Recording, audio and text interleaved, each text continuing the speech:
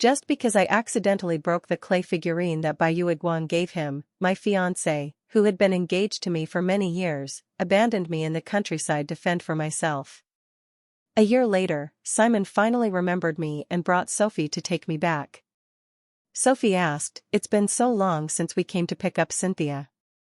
Do you think she might be angry?" Simon scoffed, "A year is just right. If it were shorter, she wouldn't remember it deeply." Then a sneer appeared on his face. "Cynthia is just a lowly person, she won't learn unless she's taught a lesson." Just when everyone thought I would cry and cling to Simon upon his return, I simply smiled calmly and said, "Excuse me, who are you?" A flash of nervousness and unease crossed Simon's eyes. "Cynthia, have you forgotten? I am your fiancé." "If you are my fiancé, why did you leave me in this rural town?" I asked, half reclining on a lounge chair in the yard, my face uncontrollably pale. Half asleep, I didn't notice when the yard outside filled with cars. After a flurry of hurried footsteps, there were whispers. "Simon, look at this poor environment. Cynthia must have had a hard time this past year. It's all my fault. We should have come to pick up Cynthia earlier. Now, I just hope she doesn't hold a grudge against me. Sophie, I think you're just too kind-hearted. Sending Cynthia here was to punish her, not to give her a vacation. Why would she need such a good environment? Moreover, if it weren't for you pleading for her and always thinking about bringing her back, I would have left her here for 3 years." Listening to their conversation, I didn't need to guess, I instantly knew who had come. A year ago, just because I accidentally broke the clay doll Sophie made for Simon, he heartlessly left me in the old house in the countryside. I remember it was late at night. The old house, long uninhabited, seemed eerie and terrifying. I cried and clung to Simon's clothes, begging him not to leave me alone there. But because of a single sentence from Sophie, he coldly shook off my hand, his eyes full of disgust. "Cynthia, this is your punishment. If you don't learn your lesson, you'll never know your mistake." That night, I huddled in the dark old house, enduring the hardest night. Sophie's words kept echoing in my mind, "Simon, I put a lot of effort into making that clay doll for you. So, I, his fiancé of nearly 7 years, was worth less to him than a clay doll casually made by Sophie." Recalling the events of a year ago, immense unwillingness surged and roared in my heart. Soon, the sunlight in front of me was blocked by a shadow. Simon's cold and heartless voice rang in my ears again, "Cynthia, it's time to get up. Since you've behaved well this year, I've come to take you home." I slowly opened my eyes, frowned, and stared at Simon for a long time before questioning him. "Home? What home? And who are you, sir?" Simon frowned, looking deeply at me, a flash of nervousness in his eyes, and his voice unconsciously raised a few degrees. "Cynthia, what nonsense are you talking about? I am Simon, your fiancé." I sneered twice. "If you were my fiancé, why did you leave me in this rural town?" Simon was instantly speechless. Finally, with a dark face and a heavy voice, he said impatiently, "Cynthia, stop playing dumb. I'm here to take you back now." Hearing him say he would take me home again, a wave of desolation rose in my heart. So, he still remembered that he was my fiancé. But he left me in this old house in the mountain village for a year without caring. He spent all his time with Sophie, and anyone who didn't know would think they were a couple. In the past, I had argued and quarreled with him over this, but Simon still did as he pleased, disregarding my feelings. The day I accidentally broke the clay doll Sophie made for him, I had a big fight with Simon. We had agreed to go get our marriage certificate, but he left me alone at the Civil Affairs Bureau. Just because Sophie called and said she wanted to eat xiaolongbao from Nanching, he couldn't wait to leave. He didn't even have time to get the certificate. I waited for him at the Civil Affairs Bureau until the staff drove me out. Dazed and confused, I went home to see him and Sophie intimately feeding each other xiaolongbao. At first, he looked at me with some guilt. But then Sophie said lightly, "The Civil Affairs Bureau is right there, it won't run away." "Cynthia, are you so anxious because you've done something guilty?" Simon immediately seemed to find a reason. He looked at me righteously, every word venting his dissatisfaction with me. "Cynthia, you're not young anymore, you should know that some things can't be rushed. You should learn to be sensible. I'm very busy, unlike you who has nothing to do every day." At that time, I sarcastically replied, "Being busy means buying Xiaolong Bao for Sophie?" This sentence instantly ignited Simon's anger. Before I could react, his hand slapped my face. With a loud smack, my right cheek burned with pain. I couldn't help but step back a few steps, my left hand hitting the shoe cabinet, knocking over Sophie's clay doll, which fell to the ground and shattered into pieces. I did try to explain. But with my swollen face, no matter how much I explained, Simon didn't believe me. He always thought I did it on purpose, just to retaliate for his slap. Thinking about it now, it's simply a joke. Clearly, I was the one hurt, but in his eyes, I was the perpetrator. I calmly leaned back on the lounge chair, not responding to Simon's words. He rushed over in one stride, grabbed my arm tightly, his face ferocious. "Cynthia, I'm talking to you, do you hear me?" Even Sophie, crying beside him, said, "Simon, I think Cynthia must hate me, so she's pretending not to recognize us." "Cynthia, I'm apologizing to you here, isn't that enough?" As she spoke, she prepared to bow an apology. But the next second, Simon's eyes turned red with anger, and he quickly reached out to support Sophie, preventing her from bending further. "Sophie, your waist injury hasn't healed yet, you mustn't hurt it again." Then he turned his head, his eyes glaring fiercely at me. He kept exerting force with his hand, as if he wanted to break my arm. "Cynthia, are you going to speak or not? Hurry up and explain to Sophie." But I remained unmoved, enduring the pain in my arm and even managing to let out a cold laugh. Sophie looked at me with resentment, her waist half bent. Seeing that I still didn't speak, she could only stay in that awkward position. Tears instantly streamed down her cheeks. "Simon, don't worry about me. Cynthia just holds a grudge against me. If I don't apologize, she won't go back. I've been taking care of you at the Zhao family without any status this past year, but I didn't expect Cynthia to see me as a villain." Hearing this, Simon felt extremely distressed. He looked at me with gritted teeth, his eyes fierce. Without any regard, he pulled me from the lounge chair to the ground. My back scraped against the ground as he dragged me a few steps, literally pulling me to Sophie's feet. "Cynthia, you are such a jealous woman. If it weren't for Sophie taking care of me this year, how could I be as healthy as I am now? Not only do you not appreciate it, but you even want to hold a grudge against her." I looked at Simon sarcastically. What a huge joke. He was the one who left me in the old house in the countryside, and now he blames me for not taking care of him this year. He and Sophie had a sweet year together, and he was so happy that he almost forgot about me, his fiancé. Now he remembers to blame me with this reason. On what grounds? In his eyes, no matter what I do, it's wrong. Simon saw my indignation. He grabbed my hand and threw it harshly to the ground. He looked at me in anger and embarrassment, but his eyes dodged a bit. "Cynthia, what kind of look is that?" With a thud, I finally couldn't help but groan in pain. My wrist hit a small stone on the ground, causing uncontrollable trembling from the pain. My back was also burning and stinging, with clothes torn and blood seeping out, sticking together. Seeing me trembling all over, my face contorted in pain, my already pale complexion became completely bloodless.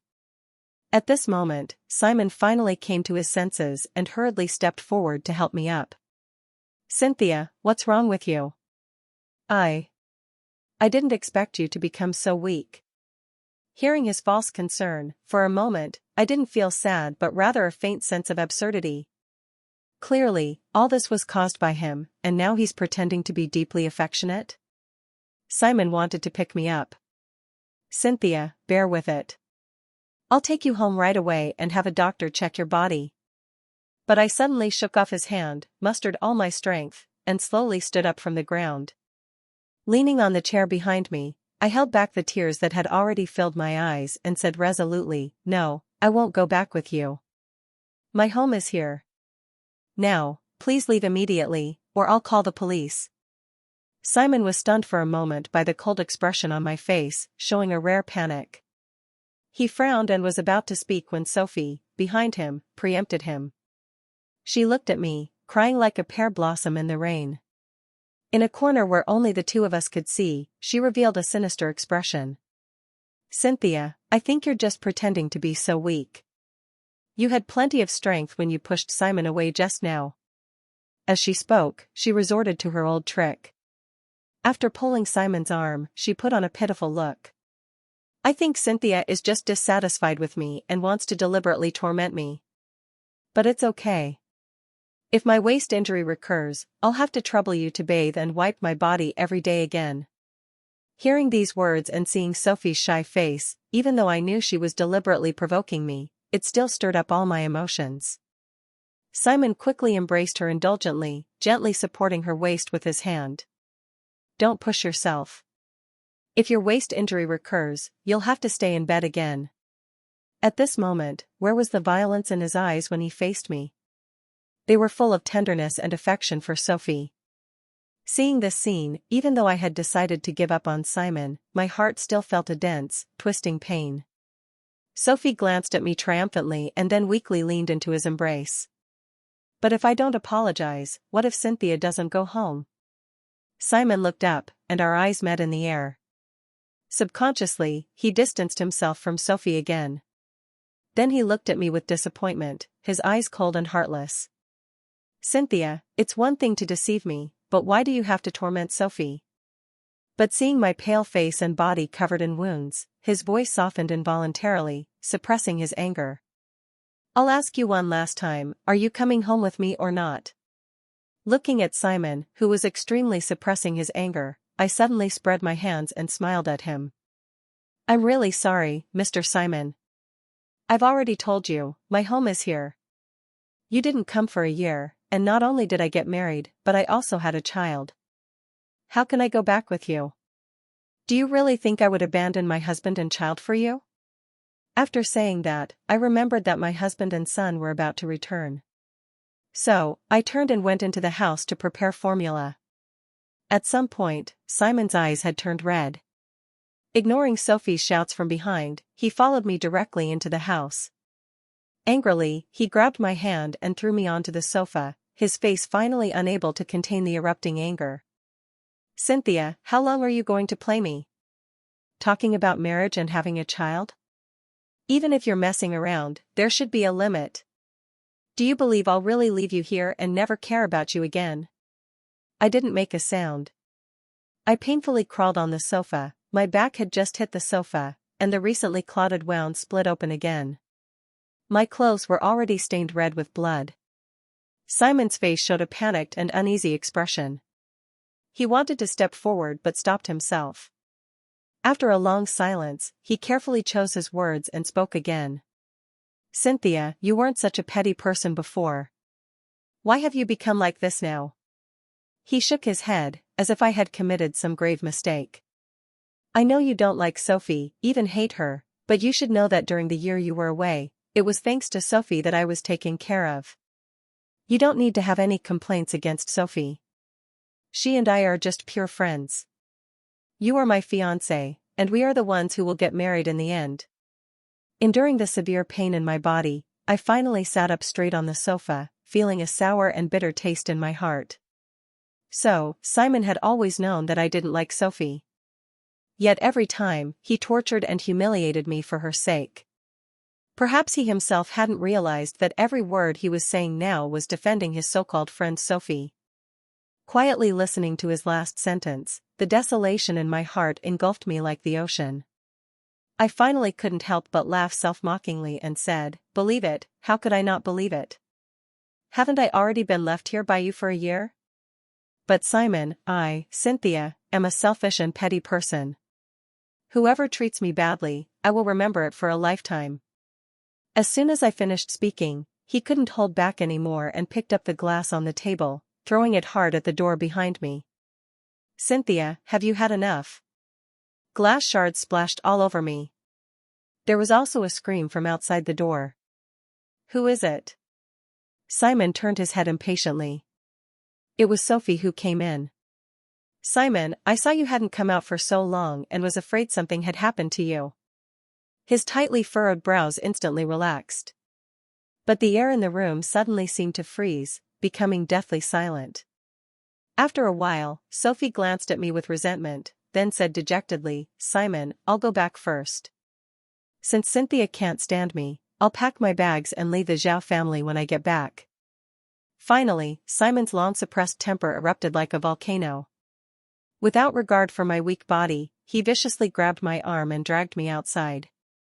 His sharp and strong fingers seemed to want to pierce deep into the flesh of my forearm. The pain made tears instantly well up in my eyes. I swung my hand and slapped him across the face. Simon was instantly stunned, looking at me in disbelief. Cynthia, you actually hit me? From childhood to adulthood, in his eyes, I had always been someone who took care of him. But this time I slapped him again without relieving my anger. Simon, are you awake now? I told you, I'm already married and have a child. My home is here. Please don't disturb my life. Upon hearing this, Simon sneered. How many times are you going to repeat this lie? Marriage and having a child? Who else besides me would marry you and have a child with you? Just then, the voices of my husband and child came from outside the door. Honey, I'm back. Seeing Lucas holding the child and pushing the door open, Simon's face showed a mix of shock and fear. His trembling lips asked me, Cynthia, who are they? Why do they call you wife? I ignored Simon. In a few steps, I went forward to take the child from Lucas's arms. The moment I held the child, the pain in my body seemed to disappear. But Lucas saw the wounds all over my body. His face immediately darkened, and he asked me in a chilling tone, Honey, why are there so many people at home, and are all these injuries on your body caused by them? As he spoke, Lucas's cold eyes looked towards Sophie and Simon. It was the first time I saw such an icy expression on his face. I met Lucas a year ago, on the night after Simon left me at the old house. I tried to walk back to the city but accidentally got lost in the mountains. The weather was uncooperative, and it started to rain heavily. I accidentally slipped and rolled down the mountain, hitting a tree and fainting. When I woke up, I was already lying in a small tent. Lucas was sitting in a corner of the tent, curled up, with all the blankets covering me. He was the one who saved me. He said he happened to be camping and exploring in the mountains and unexpectedly found me unconscious under a tree, so he rescued me. Later, I invited him back to the old house. Having someone with me reduced my fear, and I settled down peacefully in the old house. Lucas seemed to come to this mountainous area often for adventures, and every time he came, I would let him stay at the old house. Over time, as we interacted more, I gradually developed different feelings for him. I no longer thought about going back and learned to let go of my feelings for Simon. After 2 months of being together, during a mountain climb to watch the sunrise with Lucas, he proposed to me. After much thought, I agreed. We didn't have a grand wedding, and not many people knew about it. But I knew Lucas truly loved me. I felt his concerned gaze scanning my body, finally lingering on the bloody wound on my back. I smiled at him. All right, there are outsiders here, let's talk about this later. But as I brushed it off, Simon unwillingly rushed up. With red eyes and veins bulging on his forehead, he grabbed my hands and questioned me. Cynthia, tell me, who is he? And whose child is this? I had just frowned when Lucas pushed Simon away. He wasn't stupid, he had heard my story and naturally guessed who Simon was. Then, seeing the injuries on my body, he looked at him coldly and said in an unfriendly tone, Mr. Simon, right? I am Cynthia's husband, and this is our child. I wonder if Mr. Simon is clear enough now. Hearing Lucas say this, Simon naturally found it hard to accept. His face twisted into a grimace, his eyes wide with anger. Impossible, Cynthia is my fiancé. She only loves me, how could she marry you? But Lucas's simple sentence stunned Simon. Since you know Cynthia loves you so much, how did you treat her? How did he treat her? Simon seemed to become dazed. He remembered how he constantly belittled me for Sophie, even leaving me in this remote old house because of a clay doll. His mind felt as if it had been hit by a heavy hammer. Gritting his teeth, his eyes filled with thick bloodshot veins. This is between Cynthia and me, what does it have to do with you? I will naturally give Cynthia an explanation for what happened between us. Lucas sneered and immediately wrapped his arm around my waist. Now I am Cynthia's husband, her affairs are my affairs. I wasn't here before, but I won't let go of what you did to Cynthia today. Lucas's palm occasionally rubbed my waist restlessly, making me feel ticklish, and I gave him a coquettish glare. This scene instantly stimulated Simon. His chest heaved up and down, looking at me angrily. At this moment, Sophie emerged from behind and grabbed Simon, the excitement in her eyes impossible to hide. Simon, since Cynthia has already married and had a child, let's not disturb her life anymore. Unfortunately, it would have been better if she hadn't said that. As soon as she did, Simon went mad like a bull, shook off Sophie's hand, and charged at Lucas, punching him. I was pushed aside and stood not far away. The two began to wrestle. Sophie anxiously tried to them but couldn't stop them. So, she could only ask me to them. Cynthia, hurry up and stop them, what if they get hurt? I didn't make a sound. I calmly held the child, lowering my head to play with him. Simon, who sat in the office all day, was no match for Lucas, who often climbed mountains and exercised. In a few moves, he was beaten to the ground by Lucas. It wasn't until I saw Simon trembling and unable to stand steadily that I spoke casually. I've already said it before, and now the facts are in front of you. Simon, please don't come again in the future. I don't want my life to be disturbed by you. After saying that, I carried the child back to the bedroom. Simon watched my departing figure with blank eyes, unwilling but helpless. Finally, he was driven out by Lucas. Late at night, I lay on the bed in the bedroom. Lucas used alcohol to clean the wound on my back. The man who had just shown his prowess during the day was now tearfully wiping my wound. It's all my fault for insisting on taking our son out to play. If I had been at home, you wouldn't have been injured, my wife. I glanced at him speechlessly. I was the one who asked you to take our son out, so you mean to blame me? Lucas immediately put on a wronged face. That's not it, Cynthia, you can't wrong me like that. I'm just heartbroken for you. Your previous injuries hadn't healed yet, and now because of that Simon, you're injured all over again. In that heavy rain a year ago, when I rolled down the mountain, I injured my body, and it never fully healed. Later, when I was pregnant, although Lucas took care of me every day, I still coughed and wheezed for more than half a year. 3 months ago, I was hospitalized due to a high fever. Finally, at a little over 8 months, our son was born prematurely. I almost didn't make it off the operating table safely. Thinking of these things, I turned around and smiled, wiping away the tears from Lucas's eyes.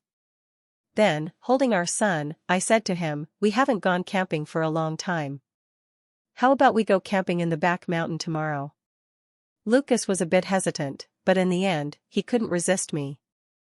Early the next morning, Lucas prepared a lot of equipment and carried a large backpack. I carried our son and went out. Unexpectedly, as soon as we stepped out, a familiar voice came from behind. Simon was sitting on the steps outside the yard. When he saw me, he quickly patted the dust off his body, stood up, and walked towards me. I frowned, showing some impatience. Looking at Simon's appearance, it was clear he had been waiting outside all night. His hair was messy from the wind, and there were bloodshot veins in the corners of his eyes. His coat was damp with dew, mostly wet. I made it very clear yesterday. I don't know what else you want from me? Simon shook his head with a bitter smile. His eyes looked at me affectionately. Cynthia, we have an engagement. No matter what happens, we should discuss it properly. You don't need to do this with an outsider to anger me. At this point, he paused for a moment before continuing, but I admit that I was indeed angered by you. Cynthia, come home with me, and I will treat you well in the future. Hearing this, I couldn't help but sneer and mock him, using this to anger you? Simon, do you think the whole world has to revolve around you? Do you really think that no one else would want to marry me except you? This sentence made Simon's face turn extremely ugly, and he opened his mouth but couldn't say a word. Since he had already put his face in front of me, I didn't let him off. I have a husband and a child now. What do I need you for? To make me angry every day? Or to make me watch you and Sophie being ambiguous every day? Simon pursed his lips, his face pale. His heart shook, and he looked at me in disbelief, his eyes instantly turning red. Cynthia, believe me, Sophie and I are really just ordinary friends. Moreover, I thought about it all night and figured it out.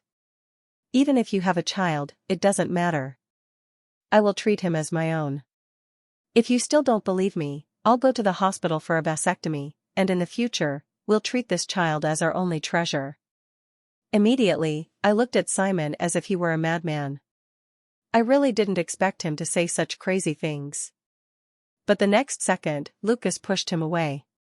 My son has his biological father, he doesn't need a second fake father. And stop thinking about my wife all day, or I'll make you lie in bed for half a month. Seeing Lucas's domineering protection of his wife, I quietly smiled. Simon's face was ashen, standing there stiffly. Lucas and I didn't pay him any more attention and turned to go camping in the back mountain. When we arrived at the back mountain, the son in my arms seemed to know we were going on a trip and kept babbling excitedly. Soon, the sky darkened. Lucas found a camping spot and set up the tent. At night, it started to drizzle. Lucas and I were sleeping soundly in the tent when suddenly there were shouts from outside. Soon, the voice became clearer. Almost without needing to identify it, I knew it was Simon who had come. I asked Lucas to stay in the tent with the child and went out with an umbrella. Simon, can you stop pestering me?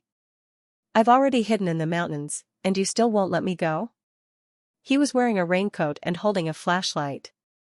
When he saw me, his face showed uncontrollable joy. But after hearing my words, he stammered and couldn't say a word for a long time. Finally, with drooping shoulders, he said pitifully, Cynthia, I'm just afraid something might happen to you. It's very unsafe in the mountains at night. And this rain is getting heavier, there are often mudslides and landslides in the mountains, it's very dangerous. Let's go back, okay? For a moment, I didn't know how to describe the feeling in my heart. The concern I never imagined before now appeared absurdly. Simon, now you know to care about me? But what about a year ago? A year ago, I cried and begged, holding your hand, unwilling to let go, begging you to take me away from here. What did you say?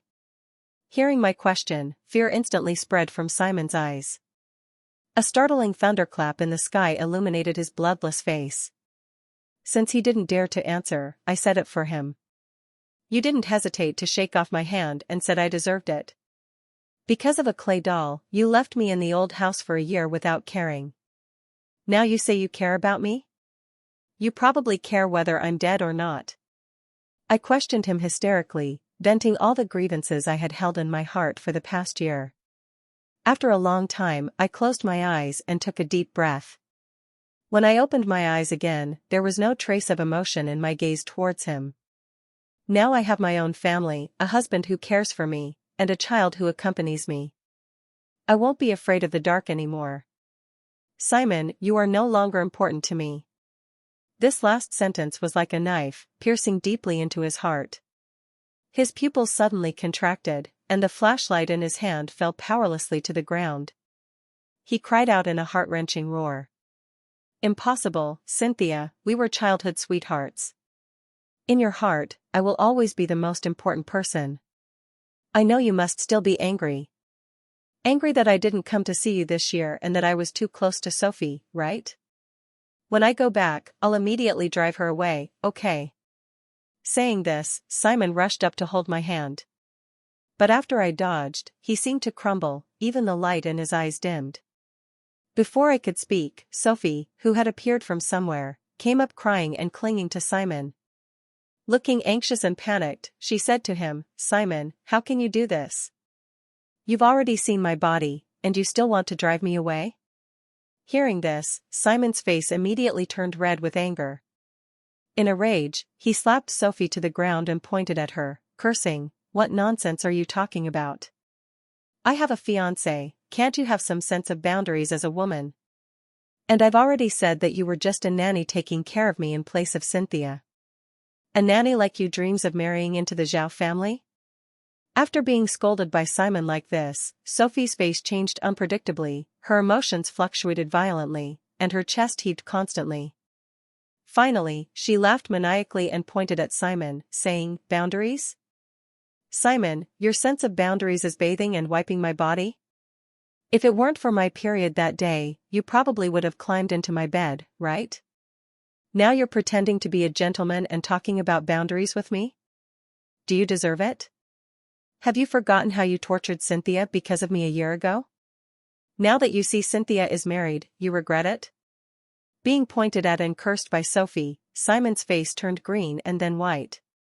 He never imagined that Sophie, who usually seemed gentle, could have such a crazy side.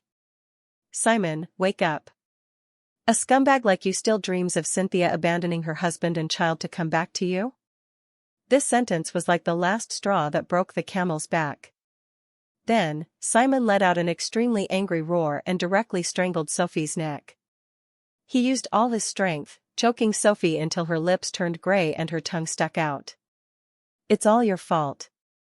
If you hadn't deliberately instigated me to torture Cynthia, how could I have done such a thing?" Just when Sophie was almost out of breath, Simon let go. Meanwhile, I had already returned to the tent while they were fighting each other. Even if they fought to the death, what did it have to do with me? That night, it rained all night.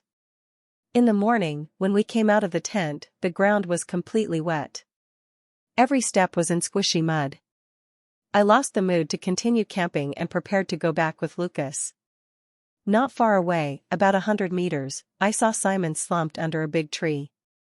He was soaked through, leaning weakly against the trunk. It was obvious he had been caught in the rain all night. He looked at me pitifully, trying to gain my sympathy. But I just gave him a cold glance, frowned slightly, and took Lucas's hand to walk out of the mountain. Throughout, I showed no extra expression or said any extra words. Not long after I left, intermittent, low sobbing came from behind, crying very sadly. But I didn't even turn my head, gradually walking away until I disappeared from Simon's sight. After that day, Simon seemed to have truly given up. Knowing that I wouldn't forgive him, he didn't appear around the old house to disturb my life anymore. Just when my days were going orderly, about a week later, Simon's parents suddenly came to the old house to find me. "Cynthia, for the sake of our two families being old friends, please go and persuade Simon to accept the surgery. We know Simon has wronged you, but we hope you can see him for the sake of us two elders." From Simon's parents' explanation, I learned that after getting caught in the rain that day, Simon had contracted a serious illness. He refused surgery and spent his days lying in bed in a daze, even picking up the bad habit of alcoholism. Unable to withstand the pleas of Simon's parents, I decided to go. When I saw Simon again, he was emaciated beyond recognition. He was so weak that he couldn't sit up and could only lean on the hospital bed. As soon as I appeared, his eyes lit up. But soon, they dimmed again.